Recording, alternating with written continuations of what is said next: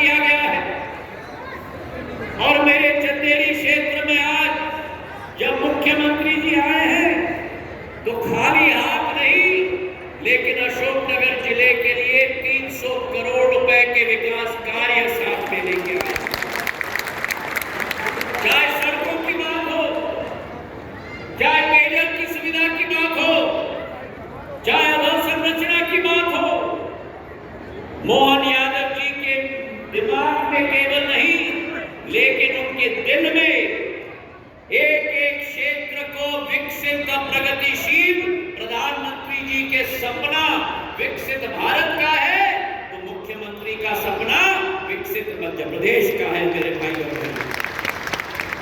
और आज जब आए हैं तो हमारे बुनकर समुदाय के लिए, मेरे बुनकर भाई बहनों के लिए एक नया craft facility centre, common facility centre, एक नया टूरिस्ट फैसिलिटी सेंटर प्राणपुर गांव में 7.5 करोड़ रुपए का जो स्थापित हो रहा है, वो चंदेरी में नहीं, मध्य प्रदेश में नहीं, लेकिन संपूर्ण देश में पहला ऐसा पर्यटक नगरी बुनकरों के साथ मिला हुआ स्थापित होने जा रहा है मेरे भाइयों और बहनों।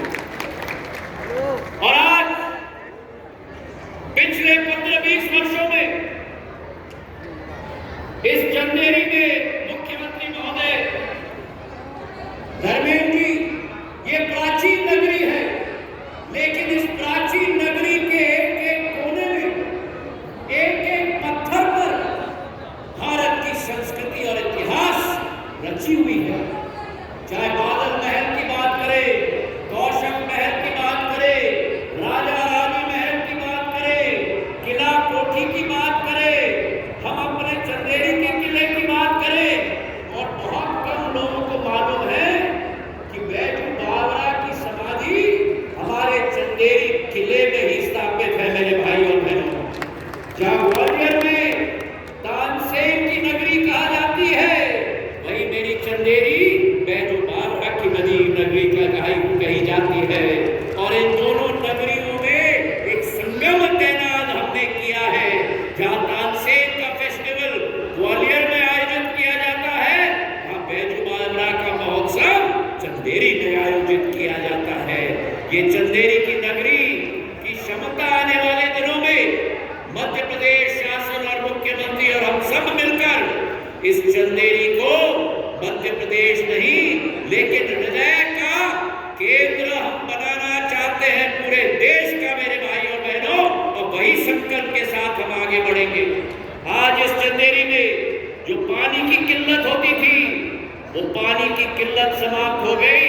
राजघाट बांध से हम पानी लेके आए हैं। हमारे बुनकरों के लिए नई आधुनिकता का प्रयोग करते हुए आने वाले दिनों में कैट की मशीन लगाई गई है।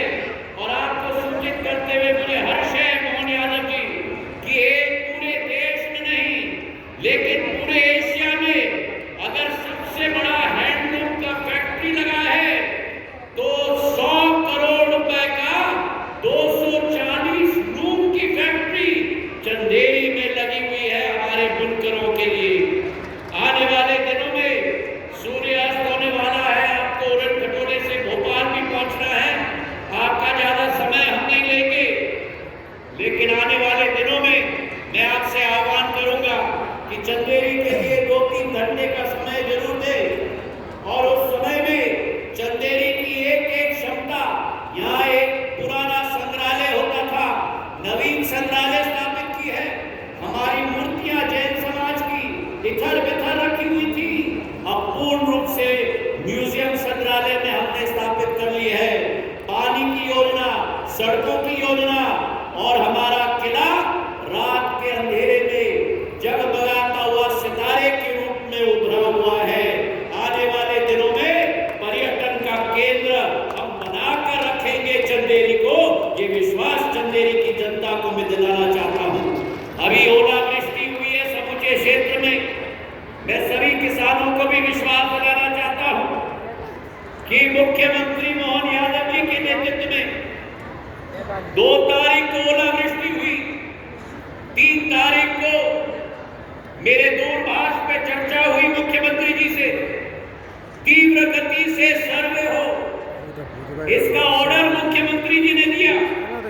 तीनों जिले के कलेक्टर अशोकनगर, शिवपुरी और गुना, तहसीलदार और हमारे पटवारी एक एक गांव में गए और ये नया कीर्तिमान स्थापित हुआ है मध्य प्रदेश में।